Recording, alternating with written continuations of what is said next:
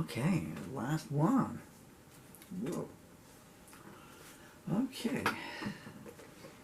So, Paul Murphy, the complete Dark Christ lyrics. This is the hardback edition. There's the spine of the hardback edition. There's the rear cover of the hardback edition. Should we do one of those ASMR videos? I don't really have the cleavage for it, but I can at least here is my lyric booklet from 1999. So it says the last one, my attention is just zipping off a little bit here. I'll tell you what else is zipping off. My wheelchair's going crazy here. My wheelchair's not the only thing in this video that's unstable, it would appear. Okay, serious note. D diminished seventh. So, the complete Dark Christ lyrics, and this is what it looks like on the inside. Rather like you'd expect a book to look on the inside. My jaw is seizing up the paper, and and words on them.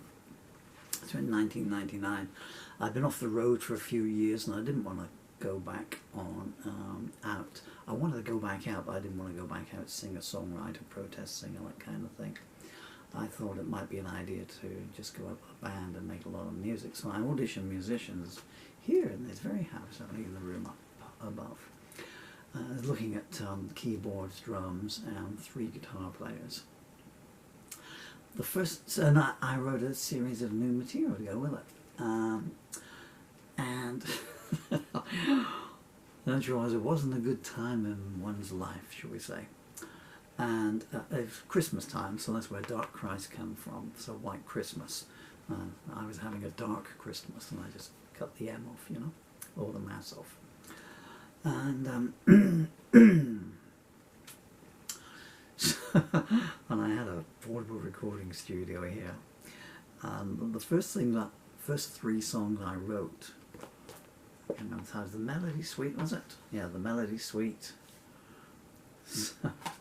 Because they ended up running to 4 albums, so there's a title. So, yeah, the Melody Suite, In Cold Blood, and Climbing the Mountain.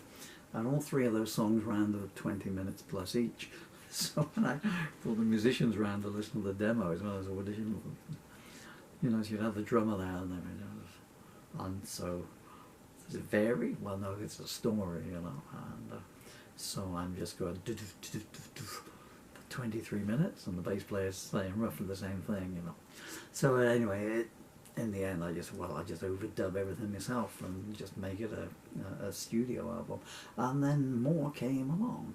And then they were completely forgotten for a quarter of a century until I was sorting out my lyric archive, and I found the original handwritten lyrics of them and the original studio demo tapes, because some of them I'd lost the lyrics to. And that's what's in here. So if you wish to buy a lyric booklet of some pretty dark material, a lot of introspection stuff, there's no laughs in this. They're narrative ballads, allegorical ballads. They're told from someone who was having a dark time, was reflecting on those dark times.